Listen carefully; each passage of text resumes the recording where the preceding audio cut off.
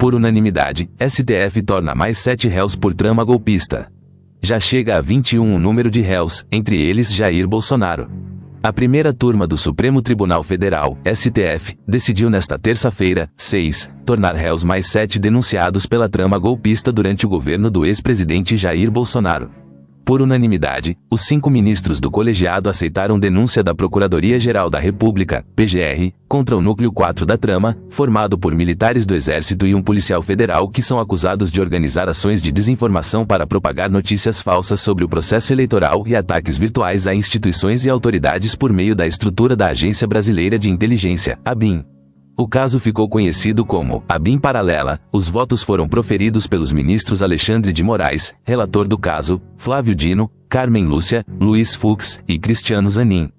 Com a decisão, viraram réus os seguintes denunciados: Ailton Gonçalves Moraes Barros, Major da Reserva do Exército; Ângelo Martins de Nicole, Major da Reserva do Exército; Giancarlo Gomes Rodrigues, Subtenente do Exército; Guilherme Marques de Almeida, Tenente Coronel do Exército; Reginaldo Vieira de Abreu, Coronel do Exército; Marcelo Araújo Bormevete, Policial Federal; Carlos César Moretson Rocha, presidente do Instituto Voto Legal. Os acusados vão responder por 5 crimes: organização criminosa armada, abolição violenta do Estado Democrático de Direito, golpe de Estado, dano qualificado pela violência, grave ameaça contra o patrimônio da União e deterioração de patrimônio tombado. Maior que siga o canal da Agência Brasil no WhatsApp. Relator: o placar do julgamento foi obtido com o voto do relator, Alexandre de Moraes. Segundo o ministro, a denúncia da PGR descreveu satisfatoriamente que os acusados contribuíram para a divulgação de notícias falsas sobre as urnas eletrônicas e contra o sistema eleitoral pelas redes sociais. Moraes também disse que a denúncia da PGR apontou a utilização do software de monitoramento First Mille para monitorar ilegalmente desafetos de Bolsonaro.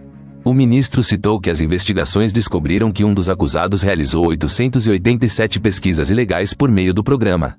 Os elementos reunidos indicam que o grupo infiltrado na ABIN ali se instalou no início do mandato Jair Bolsonaro, em 2018, e foi autor de ataques virtuais de alvos diversos que contrariavam interesses, disse.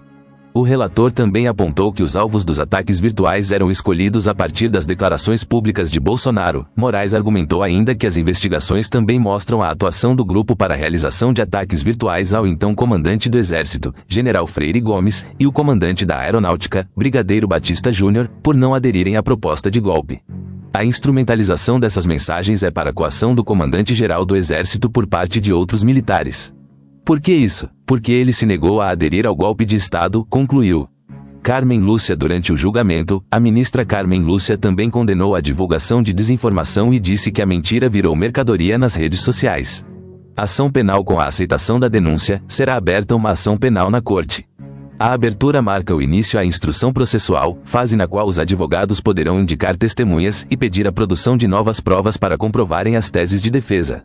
Os acusados também serão interrogados ao final dessa fase. Os trabalhos serão conduzidos pelo gabinete do ministro Alexandre de Moraes, relator do caso. Após o fim da instrução, o julgamento será marcado, e os ministros vão decidir se o ex-presidente e os demais acusados serão condenados à prisão ou absolvidos. Não há data definida para o julgamento. Em caso de condenação, a soma das penas para os crimes passa de 30 anos de prisão. Defesa. Durante o julgamento, os advogados rebateram as acusações e pediram a rejeição da denúncia.